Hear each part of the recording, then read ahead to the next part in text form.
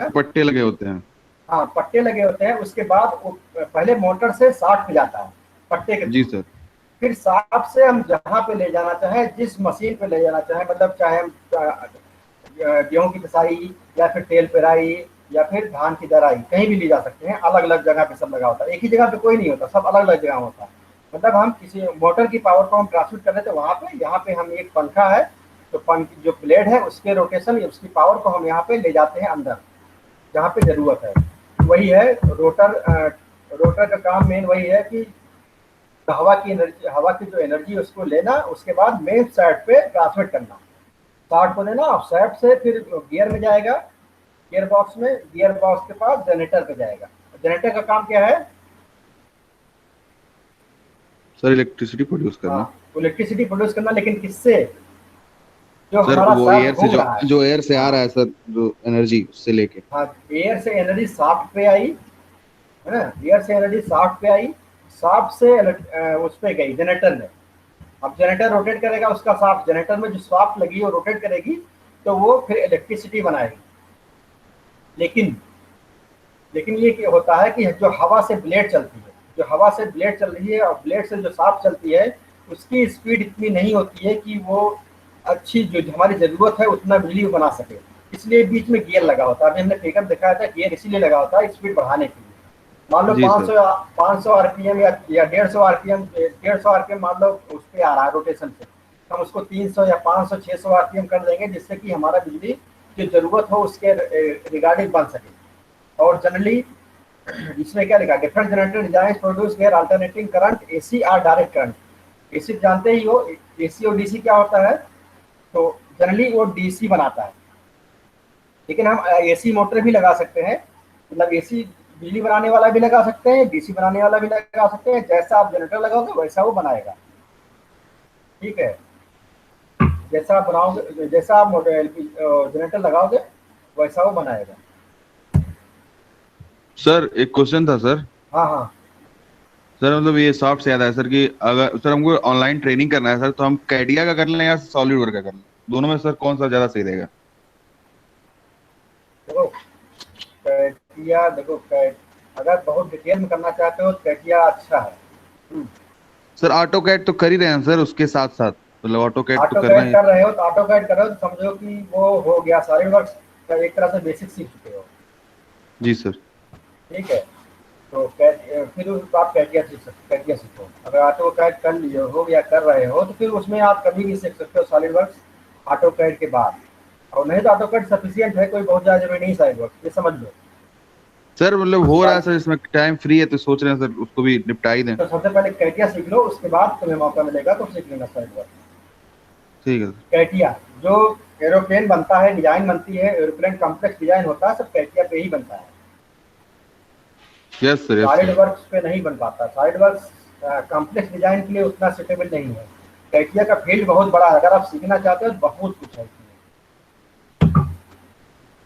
ठीक है, और जी एक सर। चीज ये देखिए, इसमें देखिए कि विंड स्पीड से जो टरबाइन चलती है, जो इसमें आरपीएम मिलता है, इसमें क्या लिखा है, लगभग 40 आरपीएम से 400 आरपीएम तक हमें मिल पाता है हवा से जो चलता है। मतलब इससे ज्यादा स्पीड हमें नहीं मिल पाती है। जो हवा से हमारा चलता है रोटर, वो 40 से 400 आरपीएम से ज़्यादा नहीं मिल पाता है। और जनरेटर को हम जनरली चाहिए 1200 से 1800 आरपीएम का, इसीलिए गियर बॉक्स लगाते हैं।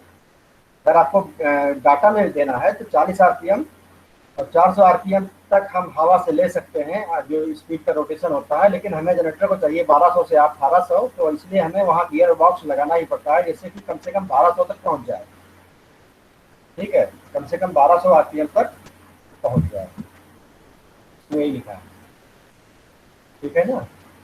जो लिखा देखिए लास्ट वन के आज result, most wind turbine require gearbox transmitter to increase the rotation of the generator to the speed necessary for the efficient electricity production. उसके बाद ये सब लिखा है, उससे कोई वो नहीं।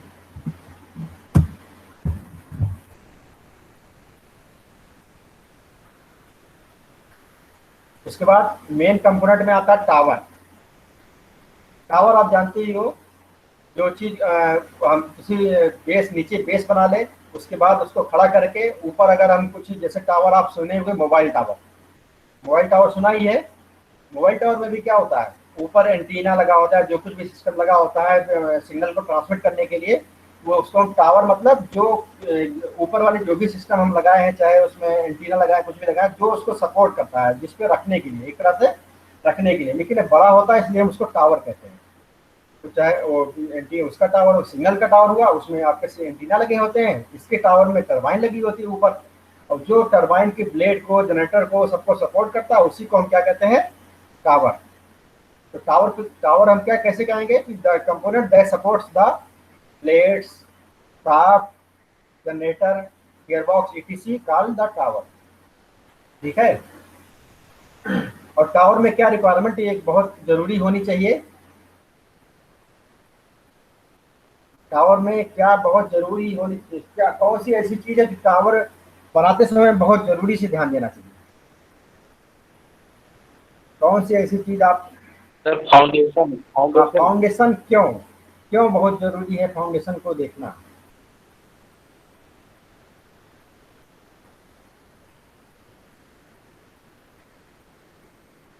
वेट सर, वेट ज्यादा रहता है ना, और हवाएं चलती है इसीलिए। मेन तो हवाएं चलने का मैटर है, वेट तो कोई भी सहन कर लेगा, ठीक है, लेकिन जब हवा चलेगी तब उसका एक्स्ट्रा जो फोर्स आएगा।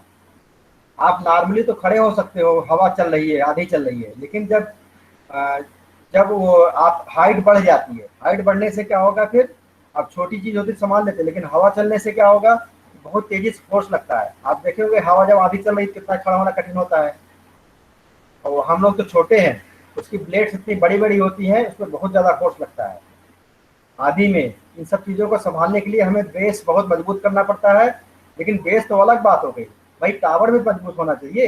अब अभी टावर की बात जैसे हो रही है, बेस तो आपको मजबूत रखना पड़ेगा, लेकिन टावर भी तो मजबूत होना चाहिए, बीच से न मुड़ जाए,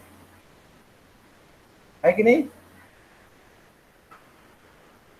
yes sir. Yes sir. Tower भी मजबूत होना चाहिए कि वो कहीं मुड़ न जाए बीच से, वो जमीन से उखड़ने से पहले वो खुद भी मुड़ सकता है, इसलिए जमीन वाला तो मजबूत बेस, उसका फाउंडेशन तो मजबूत होना ही चाहिए, प्लस उसका जो मेन टावर जिसको हम कह रहे हैं, मतलब जमीन से लेके जो ऊपर सबसे वाला पार्ट है, उसको बीच में जो भी होता है उसको हम टावर कहते हैं, वो भी सफिशिएंट एनफ होना चाहिए मजबूत, जिससे कि वो पूरा वेट सहन कर सके, प्लस हवाओं को सहन कर सके, हवाएं जो चलती हैं।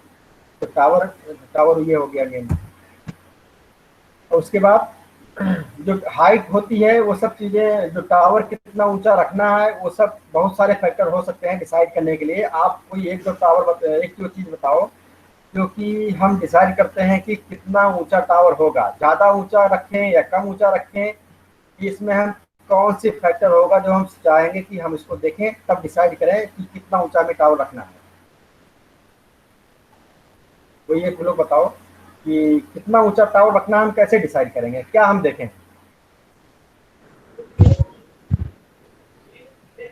अगर विंड इसमें सर बात करें सर, तो इसमें बोल लो बोलो। हाँ बोलो बोलो, जो भी दूसरे लोग बोल रहे हैं, सोनी बात बोलेंगे, पहले दूसरा जो बोल रहा था वो बोले।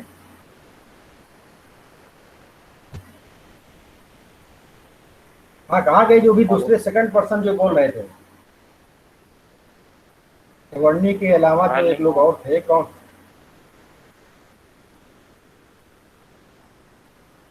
सोनी आप बोलो। सर इसके केस में सर ऐसा होगा सर कि जहाँ को वहाँ जो जहाँ लगेगा वहाँ का मतलब विंड कहाँ से कितना तेज आ सकता है, मतलब कितने ऊपर रखेंगे, हाइट पे ज्यादा विंड आती है तो उस हिसाब से सर इसको ज्वाइन करेंगे। रुको एक मेन फैक्टर तो यही है कि हम ऊपर विंड तेज चलती है, अगर हम कहें ऊपर विंड तेज चलती है क्यों,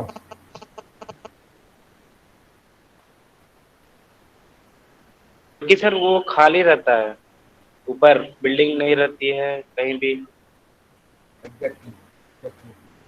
ऊपर खाली रहता है। आप कभी देखो जब चढ़े हो कभी मल्टी स्टोरी बिल्डिंग पे, 6 फ्लोर या 9 फ्लोर के ऊपर वाली बिल्डिंग पे, तब देखो वहाँ हमेशा हवा चलती है, नीचे रहो तो पता लगता है हवा नहीं चल रही है, अब ऊपर जाओ देखो हमेशा हवा चलती है, वो भी तेज चलती है।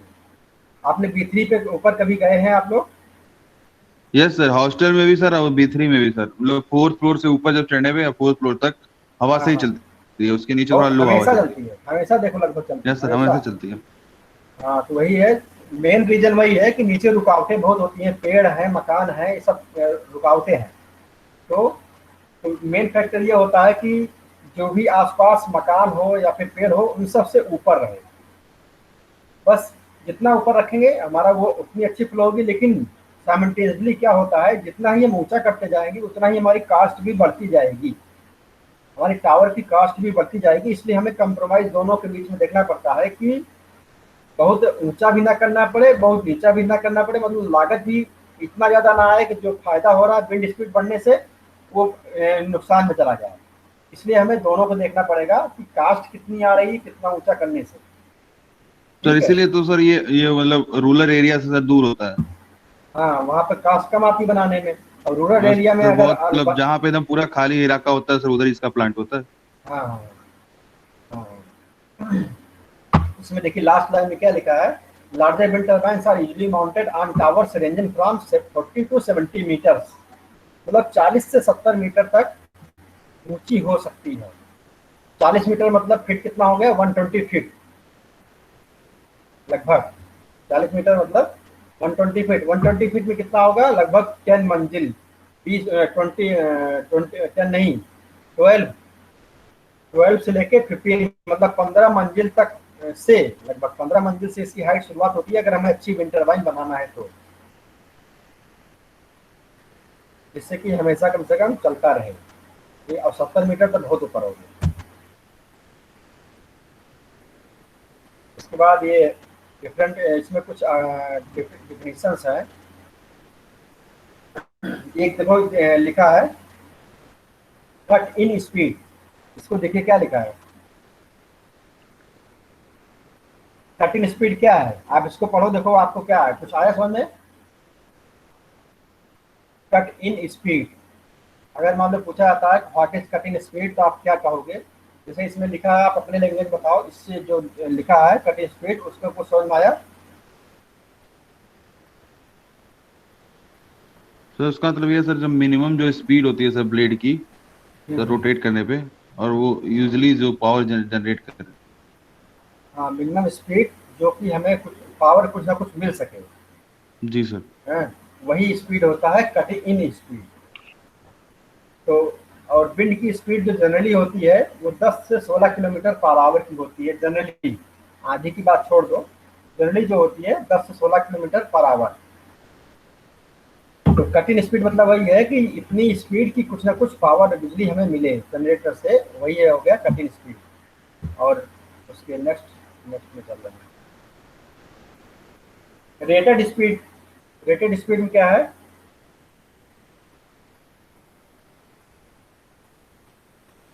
रेटेड स्पीड देखिए, और कोई नहीं बोल रहा है, सब लोग गेम खेल रहे हैं क्या।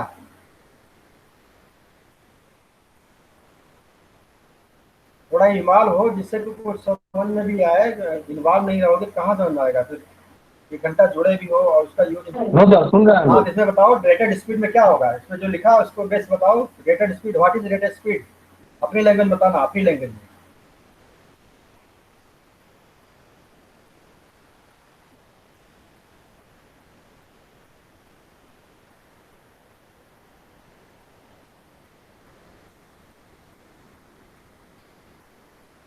सर बताएं।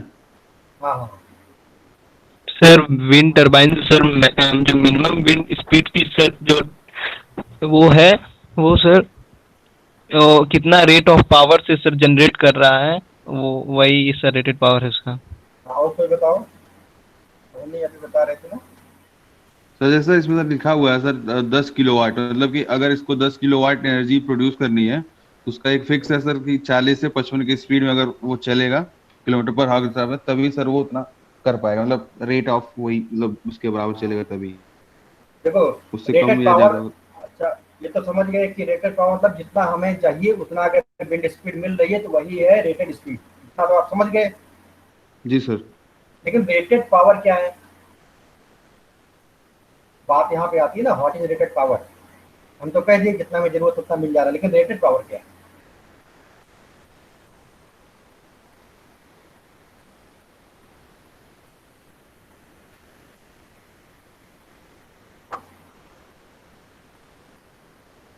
सर रेटेड पावर सर जो हाईएस्ट पावर होता है सर, मतलब जो हाईएस्ट स्पीड होगी। स्पीड और पावर में अंतर होता है। देखो हाँ, सर। स्पीड अलग चीज है, स्पीड एनर्जी नहीं है, पावर एनर्जी है। पावर में एनर्जी होती है, स्पीड में एनर्जी नहीं होती, मतलब वो एनर्जी नहीं है। आप इसलिए स्पीड पावर से संबंध नहीं कर सकते हो। रेटेड पावर देखो मैक्सिमम नहीं होता है, रेटेड मैक्सिमम नहीं होता है। जैसे आप कोई इंजन लेते हो या कुछ भी लेते हो, मोटर लेते हो, उसमें लिखा रहता होगा कि ये इतने वाट का है, लिखा है। या फिर कोई बाइक, कोई गाड़ी है, कार है, वो क्या लिखा होता है कि वो कितने किलोवाट, जैसे 800, अगर 1000 सीसी की कोई कार है तो लगभग वो 1000 नहीं 1200 सीसी की अगर कार है तो लगभग होती है 70-74 किलोवाट की। समझ रहे हैं? जो ये डिजायर कार होती है ये लगभग होती है किलोवाट नहीं 74 हार्स पावर की होती है। 75 हार्स पावर की ये कार होती है। ट्रैक्टर जो होता है वो 45 हार्स पावर का होता है, 55 हार्स पावर का होता है, 35 हार्स पावर का होता है। तो वो रेटेड पावर होता है। मतलब कि नॉर्मल कंडीशन में ना बहुत तेज चलना ना बहुत धीमे चलना में वो कितना पावर देगा, मतलब ये होता है जो उस पर हमेशा चल सके। रेटेड पावर मतलब यही होता है जिस पे हमेशा चल सके। आप ट्रैक्टर पे आप 45 हार्स पावर का है तो आप उससे ज़्यादा भी ले सकते हो, कम भी ले सकते हो, लेकिन उसका जो एवरेज पावर है, जो अगर हम उससे कंटिन्यूस चलाना है तो हम अगर 45 हार्स पावर का है तो 45 हार्स पावर ज़्यादा नहीं ले सकते अगर हमें हमेशा चलाना है। समझ रहे? रेटेड मतलब है कि जो किसी भी सामान पे जो आप खरीदो उसमें लिखा होता है हर चीज में। बल्ब में देखिए लिखा होता है, बल्ब में क्या लिखा होता है, 40 वाट, 60 वाट, 20 वाट। वाट किसकी, वाट पावर की यूनिट है कि नहीं? तो वाट पावर की यूनिट है कि नहीं?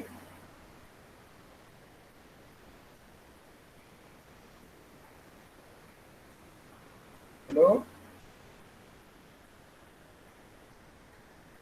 Hello, yes sir. Watt power की यूनिट है ना? Yes sir.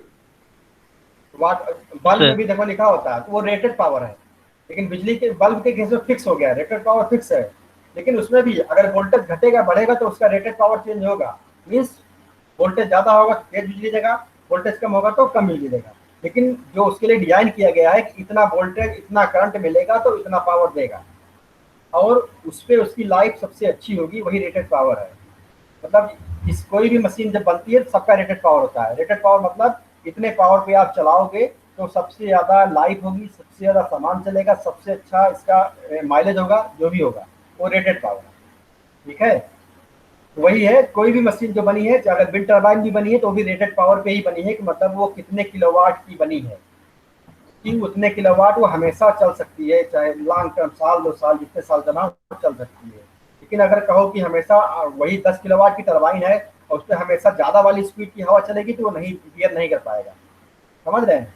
तो रेटेड पावर मतलब यही है कि जिसके लिए वो डिजाइन किया गया है कितने पावर देने के लिए।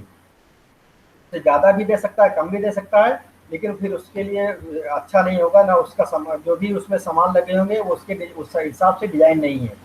अगर 10 किलोवाट का टरबाइन है बना है तो उसके जो भी बियरिंग होगा, जो भी उसके सामान होंगे, सब उसी के बेस पे डिजाइन किए गए हैं।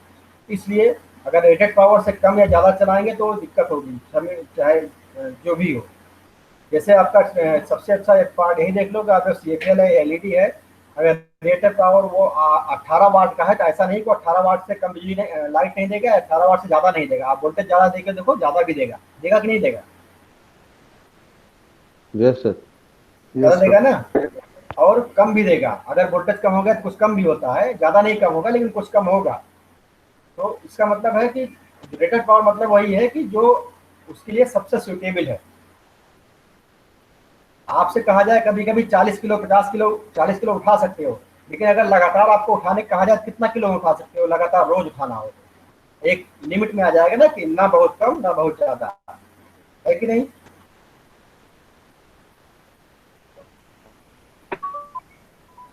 ठीक है, ये रेटेड पावर हो गया। और इसमें और क्या था? ये तो ठीक है।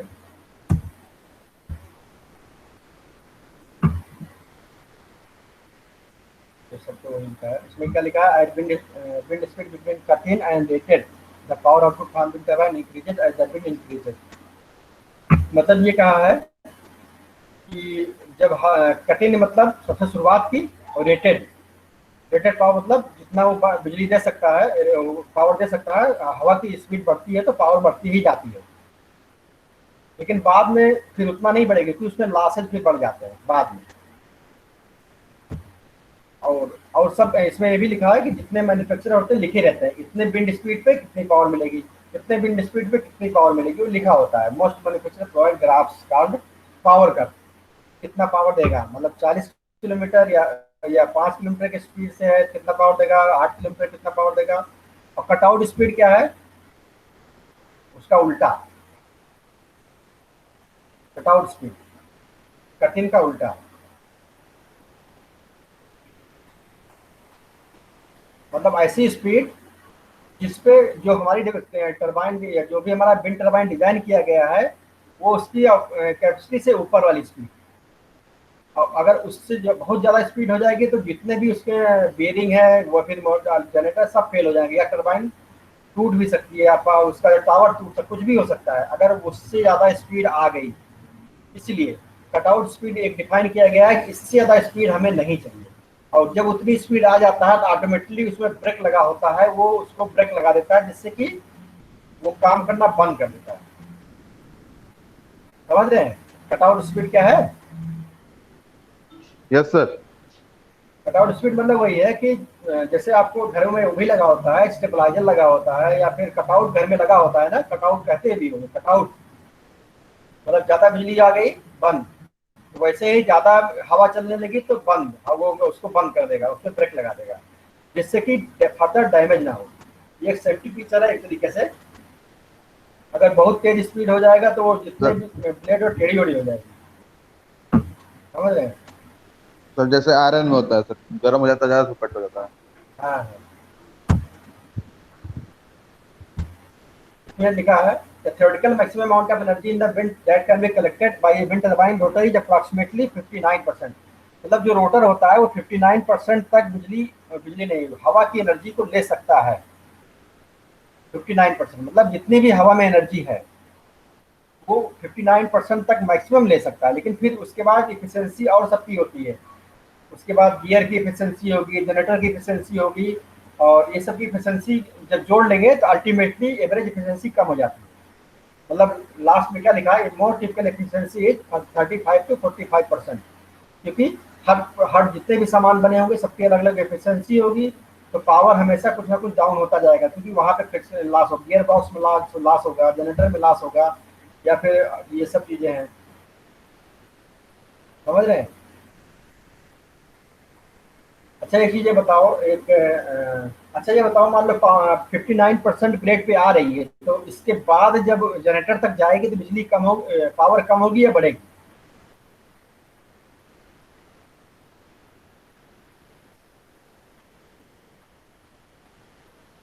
क्या सर? ब्लेड जो है हवा से जो भी एनर्जी एब्जॉर्ब कर ले रहा है वो मान लो 59% एब्जॉर्ब कर ले रहा है, लेकिन हम कह रहे हैं कि जनरेटर से जो बिजली निकलेगी वो उससे कम रहेगी या उससे ज़्यादा रहेगी बिजली? पावर की बात, पावर की यूनिट सेम होती है। सर कम रहेगी। सर ज्यादा निकले क्योंकि गियर। ये नहीं समझ रहे हो, कोई एक चीज़ ये समझते हो, energy neither can be created ना डिस्ट्रॉयड। ठीक है, अगर 59% बिजली ले लिया, बिजली वो हवा से ले लिया, 59% एनर्जी ले लिया, अब वो 59% से ऊपर हो ही नहीं सकता जब तक हम कहीं से उसको देना। अब उसके बाद हमेशा घटेगा ही भाई, गियर बॉक्स में स्पीड बढ़ाता है, पावर नहीं बढ़ा सकता, ये समझ लो। पावर गियर बॉक्स से पास होगा तो पावर कम ही होगा, क्योंकि फ्रिक्शन लॉस होगा। गियर लगा है तो मैकेनिकल एनर्जी, वहाँ मैकेनिकल में फ्रिक्शन लॉस होगा, तो फ्रिक्शन हमेशा लॉस तो होगा ही जब तक हम कुछ ऐड नहीं करेंगे। तो हम बाहर से हवा से एनर्जी ले रहे हैं ब्लेड पे, उसके बाद हम कहीं भी एनर्जी नहीं दे रहे हैं, मतलब हवा से ब्लेड में आया, ब्लेड के बाद हम कहीं एनर्जी दे नहीं रहे, इसका मतलब हमेशा कम ही होगा। गियर बॉक्स में भी कम होगा जितनी उसकी एफिशिएंसी होगी, उसके बाद फिर जनरेटर में कुछ कम होगा जितनी उसकी एफिशिएंसी होगी, जो उसमें बियरिंग्स लगी हैं वहाँ पे कम होगा, क्योंकि कम से कम 3 बियरिंग होगी, वहाँ पे फ्रिक्शन लॉस होगा, वहाँ पे कम होगा, तो अल्टीमेटली 35 to 45% तक जाएगा। ठीक है,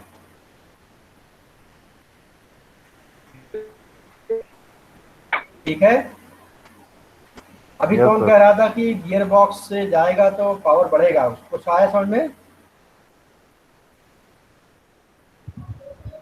यस सर।